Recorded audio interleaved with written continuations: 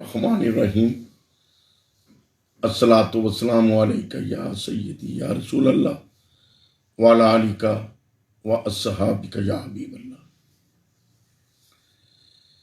کل 26 نومبر کو جیل میں مفتی حنیف قریشی صاحب مدظر العالی انجینئر محمد علی مرزا صاحب سے ملاقات کے لیے گئے، اور وہ سارا جو چیزیں دیکھیں اس سے یہی پتہ چلا کہ تقریباً 1 ماہ سے وہ انہیں پیغام بھیج چکے تھے پہلے کہ ہم آپ کے پاس آ رہے ہیں، اور 1 ماہ پہلے پیغام بھیجنے کے باوجود، اور پھر وہ کراچی کے صحافی تھے جنہوں نے یہ آرگنائز کیا، اور انجینئر محمد علی مرزا صاحب کو بھی 2-3 دفعہ پہلے مل چکے تھے، حنیف قریشی صاحب کو بھی مل چکے تھے، اور علماء کو بھی مل چکے تھے، اور ان کی کوشش تھی کہ علماء بیٹھ کر یہ جو بد عقیدگی انجینئر صاحب پھیلا رہے ہیں اپنی بے سمجھی کی وجہ سے، اس کا ایک سولوشن نکلے۔ اگر ان کی بات درست ہے تو پھر دیگر علماء سے اتفاق کریں، اگر ان کی بات غلط ہے تو انجینئر صاحب اپنی اصلاح کر لیں۔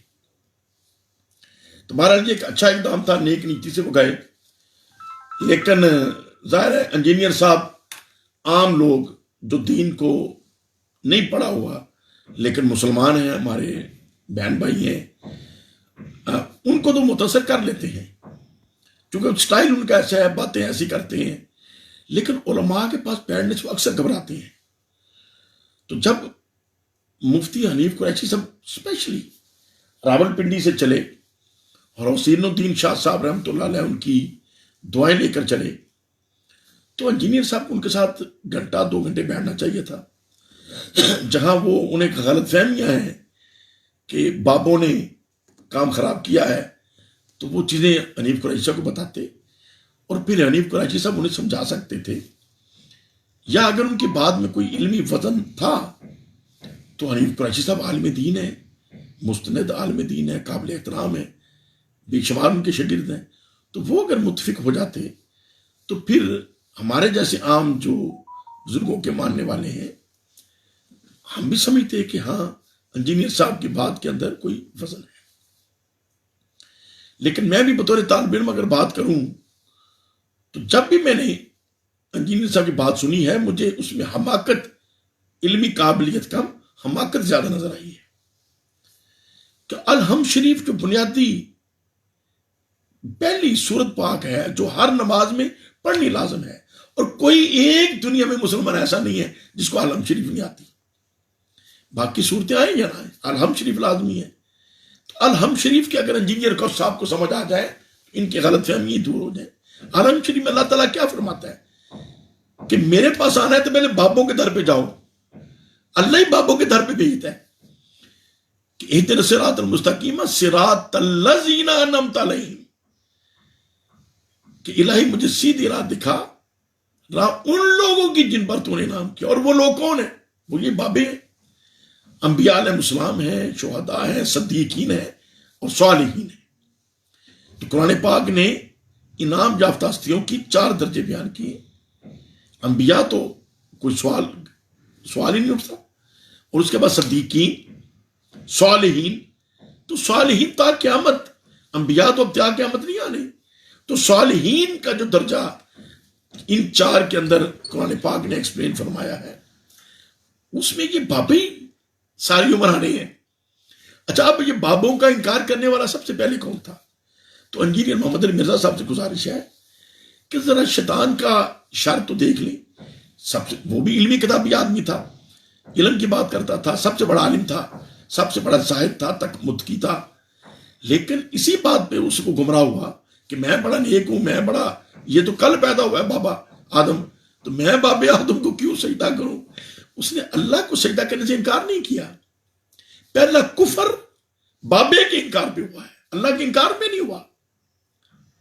آپ اللہ اللہ کرتے ہیں، اللہ بابا بابا کرتا ہے کہ نہیں میرے باپوں کے پاس جاؤ، آپ کہتے ہیں اللہ کے پاس جانا ہے۔ تو جب اللہ ہی باپوں کے پاس بھیجتا ہے کہ جس نے میرے پاس پہنچنا ہے پہلے باپوں کے در پہ جائے، اور آپ کے دماغ کی خرابی ہے، انجینئر تو اب ہیں لیکن کسی مکینک سے اپنی دماغ کے پرزے ٹھیک کرا لیں، یہ میری آپ سے واپس سے بات ہے۔ اور جیسے داتا علی حجویری اور ان بزرگوں کے اب جو گستاخی کرتے ہیں، उनके दर पे जाके माफी मांगे, वरना मेरे जैसा तालिब इल्म हजूर शेर अडवाणी के दर पे ये बात कह सकता है कि इंजीनियर साहब अगर आपने दाता अली अजमेरी के दर पे जाकर उनसे माफी ना मांगी तो आप काफिर होकर मरेंगे। बेशुमार ऐसी मिसालें पहले मौजूद हैं, बड़े बड़े आपके इल्मी किताबी रह गए। हजूर गौसे आजम रज़ी अल्लाह तआला अन्हु के क्लास फेलो थे, बहुत बड़े इल्मी किताबी थे, बहस मुबासे में बड़े तेज थे, कभी मुनाजरा हारे नहीं थे, लेकिन मरे काफिर हो गए, मरे वो काफिर हो गए। हजूर गौसे आजम की क्लास फेलो थे। तो इल्म के ऊपर जिसने घमंड किया उसने अपना बेड़ा गर्क किया, जिसने घमंड अल्लाह के फजल पे किया उसका बेड़ा पार हुआ। और ये जितने बाबे हैं ये अल्लाह की तरफ ही लेके जाते हैं। तो बहरहाल मेरा आपको ये मशवरा ये है खुलूस से कि आप एक माह के अंदर अंदर हनीफ कुरैशी साहब के साथ टाइम बनाएं, जितना आपको डर है अपनी जिंदगी का, और 4 फिर आपने प्यारे लगाए हुए हैं कि कहीं आपको मार ना दे। अल्लाह पे तो इत्मीनान आपका है ही नहीं। अल्लाह पे इत्मीनान होता तो जैसे आप मसाजिद में लोग बैठे आप बैठे रहे, और जब आपने मरना है मारी जाना है, डर किस बात का है। बहरहाल एहतियात होनी चाहिए, लेकिन एहतियात का एक लेवल होता है। आपने कुछ 150 सिपाही खड़ा किया हुआ है, कुछ 150 उधर खातम खड़े किए हुए हैं कि जनाब इंजीनियर साहब को कुछ ना हो जाए, और छुप गया फिरते हैं। तो बहरहाल ये चीजें मैंने जिमरन बात कर दी, लेकिन असल बात यह है कि आप बराए मेहरबानी हनीफ कुरैशी साहब से टाइम बनाएं। वो तशरीफ लाए थे आपके पास, आप डरते हुए नहीं मिले, क्योंकि आपको पता है कि जब कोई आलिम सामने बैठेगा तो मुझे वो फेल कर देगा। तो बहरहाल आम लोगों की इस्लाह के लिए अगर आपको इत्मीनान है तो हनीफ कुरैशी साहब से टाइम बनाए, 15 दिन, महीना, जब भी आपके पास टाइम, कम से कम 1 दिन पूरा उनके साथ बैठे, और 2, 4, 6 नुकात जो खास आपकी दिमागी की खराबी का बायस है वो डिस्कस करें। और अगर आपकी बातों में फजल होगा और हनीफ कुरैशी साहब जैसे आलिम आपसे मुत्तफिक हो जाएंगे, या डॉक्टर अशरफ आसफ जलाली साहब के साथ बैठ जाए, या अल्लामा तहरुल कादरी साहब के साथ बैठ जाए, जो मुस्तनद आलिम है, जिनके ऊपर आप कभी बड़ा को मेरे से बात करें, आपने आपको बड़ा समझ लिया हुआ है। हालांकि आप तो दाता अली अजमेरी के कदमों की जो जूते हैं उनके साथ जो मट्टी लगी है, आपकी औकात तो उस मट्टी के बराबर भी नहीं है, लेकिन चूंकि आपको गलतफहमी है इल्मी किताबी, तो इल्मी किताबी गलतफहमी की वजह से मैं आपको अर्ज कर रहा हूं कि डॉक्टर अशरफ आसफ जलाली साहब से बैठ जाएं, तहरुल कादरी साहब से बैठ जाएं, हनीफ कुरैशी साहब से बैठ जाएं, या इस तरह के जो उलमा मुस्तनद हैं उनके साथ बैठे, अपनी वो जो गलतियां हैं, जो ज़हनी खराबियां हैं, उनसे डिस्कस करें, और हो सकता है आपकी इस्लाह हो जाए। और अगर आपका कोई नुक्ता नजर कहीं वजनी होगा तो यकीनन दूसरे उलमा आपकी बात को अप्रिशिएट करेंगे, और अगर आपकी गलती है तो उसकी इस्लाह हो जाएगी। और आपकी इस्लाह जब हो जाएगी तो जो लाखों लोग आपको फॉलो कर रहे हैं, आपको अपना समझते हैं कि रहनुमा है, तो उनकी भी रहनुमाई हो जाएगी। और अगर आप हनीफ कुरैशी साहब, डॉक्टर अशरफ आसफ जलाली साहब, या तहरुल कादरी साहब, या इन जैसी हस्तियों के पास बैठने को तैयार नहीं है, अगर आप बैठने को तैयार नहीं है, मैं तीसरी दफा कह रहा हूं, अगर 1 महीने तक आज डेट है 27 नवंबर 2023, चलो मैं 30 दिसंबर 2023 कह देता हूं, अगर आपने बैठने का इजहार ना किया, बैठ के अपनी इस्लाह ना की, या अगर अहले सुन्नत के अकीदे में गलती है तो उसको ना निकालने की कोशिश की, तो 1 जनवरी 2024 को मैं आपको काफिर होने का ऐलान मैशर खुशी से करूंगा हजूर शेर अडवाणी की चौखट पे। क्योंकि आपने जब बकवास की थी कि मरज़इयों को जब काफिर करार दिया गया तो सुन्नियों को भी काफिर करार दे देना चाहिए था। जब आपने पक्के मुसलमानों को काफिर कहा, आप तो काफिर उसी वक्त हो गए, तुम काफिर हो चुके हो। क्यों? तुमने दाता अली अजमेरी के मानने वालों को काफिर कहा है, और नबी रहमत सल्लल्लाहु अलैहि वसल्लम ने फरमाया जो मुसलमान को काफिर कहता है वो खुद काफिर है। नबी रहमत सल्लल्लाहु अलैहि वसल्लम के हुक्म के मुताबिक इंजीनियर तुम काफिर हो चुके हो, अपनी इस्लाह कर लो, मरते दम तक अपनी इस्लाह कर लो, जहन्नम में मत जाना, वरना खुद भी जहन्नम में जाओगे, जैसे शैतान जहन्नम में जाना है। वो भी इल्मी किताबी था तुम्हारी तरह, कीड़ा उसके अंदर भी था और तुम्हारे अंदर भी वो कीड़ा है। हाँ, अगर तुम्हें घमंड है तो बैठो किसी आलम के साथ, बैठो किसी आलम की सोहबत में, तुम्हें समझ आ जाएगी। बाकी जहां तुम्हें ये मुहालते हैं ना, देखें احادیث مبارکہ کے اندر بھی اونچ نیچ ہے کہ یہ حدیث ضعیف ہے یا کنفرم ہے، یہ حدیث کا راوی کون ہے۔ تو جب احادیث مبارکہ کے اندر یہ چیزیں ہیں تحقیق کرنے کے لائق، اور علماء ہی وہ راستے نکالتے ہیں کہ اس کا راوی کون ہے، اور یہ حدیث کیا قرآن پاک کے احکامات کے مطابق ہے یا اس میں کوئی ٹکراؤ ہے، تو پھر اس کا مطلب کیا ہوا، بحث ہے، اور پھر یہ علماء ایک نتیجے پہ پہنچتے ہیں۔ اسی لیے ہم لوگوں کو کہتے ہیں کہ دینی معاملات میں جو مستند علماء ہیں ان سے رائے لی جائے۔ اسی لیے ہم اپنے آپ کو حنفی، شافی، مالکی یا کہتے ہیں اگر نہیں کسی مستند عالم کے مقلد ہو جائیں، امام اعظم کو مانے، امام شافی کو مانے، امام مالک کو مانے، اپنے آپ اکڑ بکڑ بمبابو نہ کریں، یہ آسان کام نہیں ہے۔ میں آپ کو کل کی بات بتاتا ہوں، ہمارے بزرگ اعلیٰ شیر ربانی حضرت میاں شیر محمد شرف رحمۃ اللہ،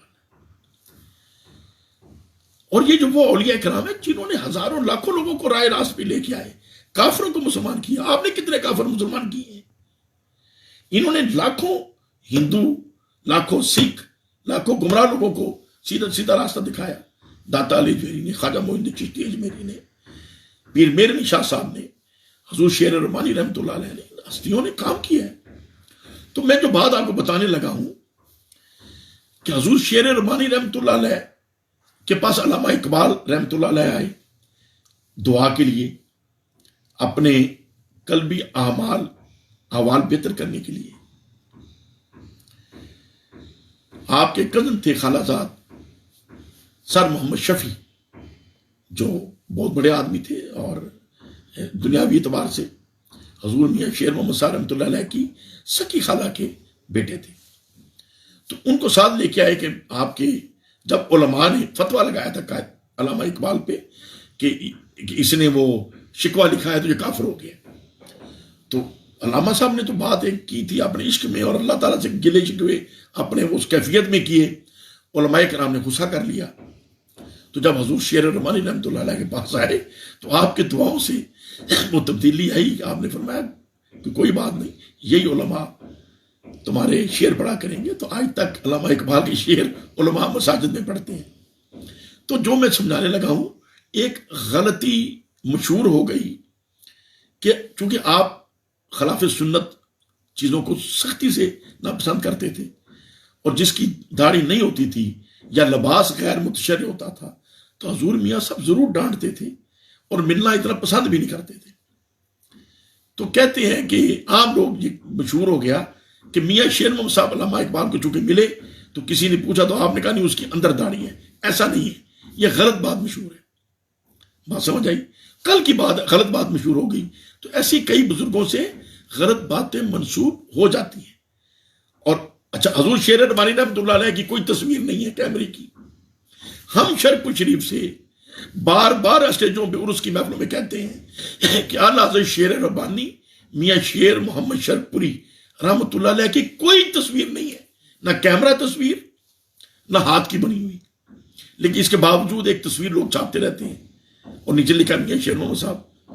اب بھی لوگ چھاپتے رہتے ہیں، بیچتے بھی رہتے ہیں، خریدنے والے خرید کے لگا لیتے ہیں، جبکہ شرف شریف کے اسٹیج سے عرسوں کی محفلوں میں ہم اعلان کرتے رہتے ہیں کہ یہ غلط تصویریں ہیں۔ اتنی اصلاح کے باوجود وہ تصویر ختم نہیں ہو سکی۔ تو یہ بات ہے، اس طریقے سے کئی غلط باتیں بزرگوں سے منسوب ہو جاتی ہیں۔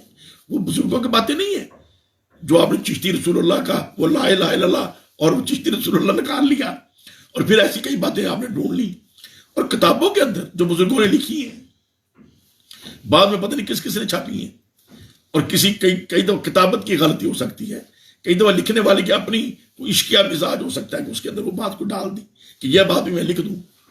تو ایسا نہیں ہے کہ یا ان کے ذہنی کیفیت کیا تھی اور وہ کیا سمجھانا چاہ رہے تھے، اس کیفیت میں جا کے وہ بات سمجھ آئے گی۔ آپ ان چھوٹی چھوٹی باتوں سے لوگوں کو گمراہ کرتے ہیں۔ حضور میاں صاحب کی میں بات بتانے لگا ہوں، میں نے تو یہ بات سنی اپنے نانا جی سے۔ میرے نانا حضور شیر ربانی رحمۃ اللہ علیہ کے مرید تھے، اور پھر ملک حسن علی جامعی جن کے ایک بیٹے ڈاکٹر محمود ملک میوزتال کے انچارج رہے ہیں، ان کے دوسرے بیٹے ملک ذوالفقار علی ملک جو پنجاب یونیورسٹی کے پرو وائس چانسلر رہے ہیں، پڑھے لکھے لوگ تھے.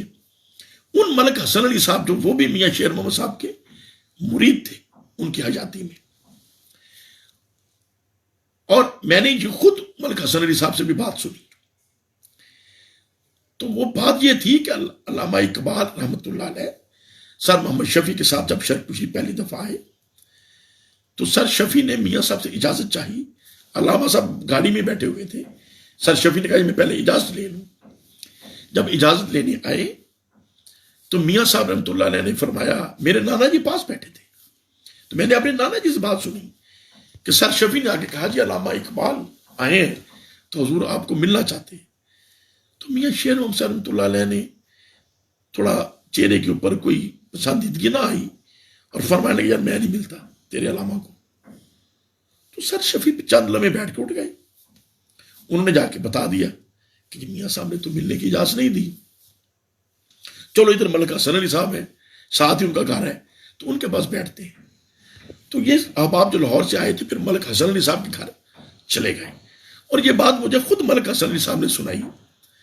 وہ کہتے ہیں وہ دروازہ کھٹکھٹا اور میں نے دیکھا تو باہر علامہ اقبال سر شفیع. میں نے سوچا یہ اچانک کہاں سے آ گئے. تو میں نے خیر ان کو بٹھایا. جس ڈرائنگ روم میں میں بیٹھا ہوا تھا بتانے لگے ادھر ہی میں نے بٹھایا. اور تو تھوڑی دیر کے بعد ایک پیچھے سے بندہ آ گیا.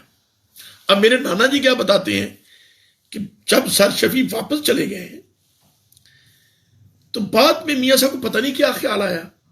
اب دیکھیں نا, یہ تو عینی شاہد ہے جن سے میں نے بات سنی, پاس بیٹھے تھے. تو کہتے ہیں کہ پتہ نہیں کیا میاں صاحب کو خیال آیا اور کچھ دیر بعد آپ نے کسی کو کہا, ایک خادم کو, کہ یار جاؤ یہ میاں شفیع سے کہو کہ اپنے مہمانوں کو لے آؤ.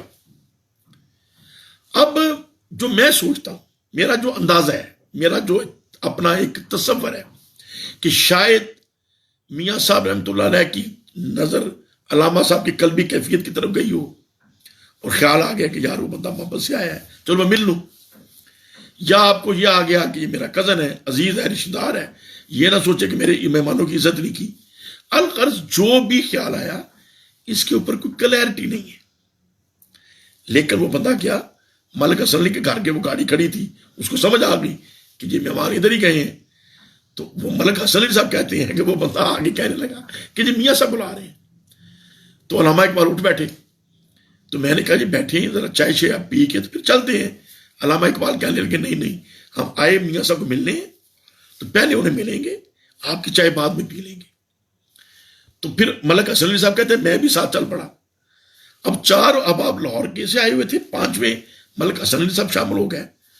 تو جب ملک حسن علی صاحب ساتھ آئے, علامہ اقبال رحمۃ اللہ علیہ حضور شیر ربانی رحمۃ اللہ علیہ کی بیٹھک میں جب داخل ہوئے ہیں تو میاں شیر محمد صاحب نے دیکھا کہ علامہ اقبال داخل ہو رہے ہیں. تو آپ نے جو جملہ فرمایا, جو میرے نانا جی نے بھی مجھے بتایا اور ملک حسن علی صاحب نے بھی بتایا, تو میاں صاحب فرمانے لگے بیلیو اقبال تے آندا ہے کدی کدی, اج رب نے اقبال ساڈے گھر کل دیتا ہے تے نائی نو بلاؤ اسی بھی داڑھی بنا دیے. یہ جملہ آپ نے ایک تنبیہ کا بولا. تو علامہ اقبال آگے بڑھتے گئے, چند قدم آگے جا کے جب انہوں نے مصافحہ میاں صاحب سے کیا تو اس وقت عرض کرنے لگے کہ حضور گناہوں سے تو نفرت کرنی چاہیے لیکن گناہ گار سے نہیں کرنی چاہیے. تو میرے نانا جی کا بقول میاں شیر محمد صاحب یہ جملہ علامہ اقبال کا سن کے مسکرا پڑے. آپ کے چہرے پہ تبسم آ گیا, خوشی آ گئی. تو آپ نے محبت سے سینے سے لگایا. اب اس کا مطلب کیا ہوا کہ آپ نے سمجھانے کی کوشش تو کی کہ بیلیو اقبال آتا ہے کدی کدی, یعنی بلندی انسان کو کبھی کبھی ملتی ہے. اجر آپ نے اقبال ساڈے گھر کل دیتا ہے, نہ ہی نہ بلاؤ اسی بھی داڑھی بنا دیے.